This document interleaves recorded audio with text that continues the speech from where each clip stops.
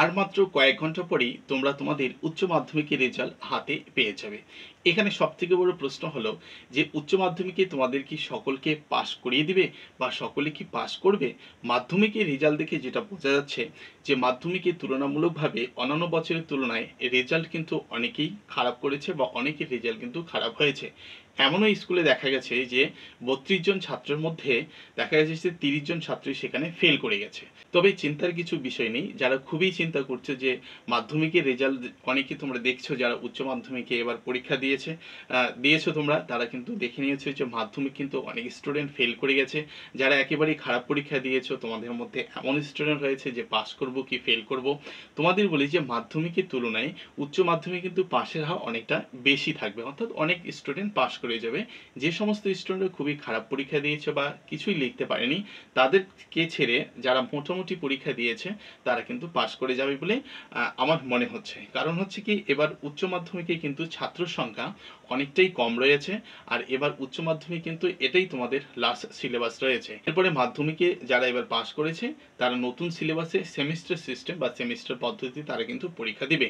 তোমাদের কিন্তু এটাই লাস্ট রয়েছে।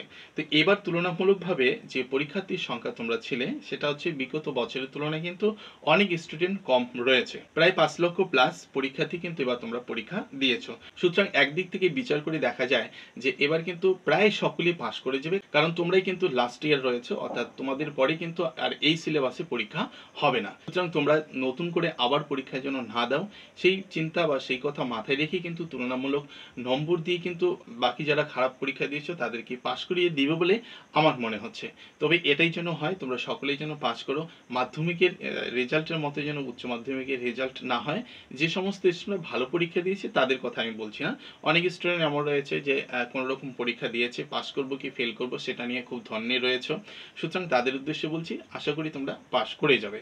তোমাদের রেজাল্ট প্রকাশিত হবে 12টা 30, রেজাল্ট আউট হয়ে যাবে এবং তোমরা বেলা 2টোর সময় রেজাল্ট তোমাদের দেখতে পারবে। ঠিক আছে, তোমাদের মার্কশিট দেওয়া হবে 8ই মে 10টা থেকে। ঠিক আছে, তোমরা 10টা থেকে তোমাদের হাতে তোমরা মার্কশিট পেয়ে যাবে। তোমরা নিজেই রেজাল্ট দেখতে পারবে হচ্ছে 2টো থেকে, এবং রেজাল্ট প্রকাশিত হবে 12টা 30। তারপরে প্রেস কনফারেন্স যেরকম হয় প্রথম দ্বিতীয় তৃতীয় এগুলো ডিসকাস করার পরে তারপরে তোমরা 12টার পরের থেকে 2টোর পরের থেকে কিন্তু রেজাল্ট দেখতে পারবে। ঠিক আছে, কোন ওয়েবসাইট তোমরা রেজাল্ট দেখবে? নিজের মোবাইল থেকে রেজাল্টটা দেখতে পারবে https://result.wb.gov.in এই ওয়েবসাইটে গেলে সাধারণত তোমরা রেজাল্টটা দেখতে পাবে। তাছাড়াও বিভিন্ন ওয়েবসাইট রয়েছে, তোমরা একটু ঘাটাঘাটি করলে সেগুলো জানতে পারবে। ঠিক আছে, তোমার রেজাল্টের জন্য শুভকামনা রইল।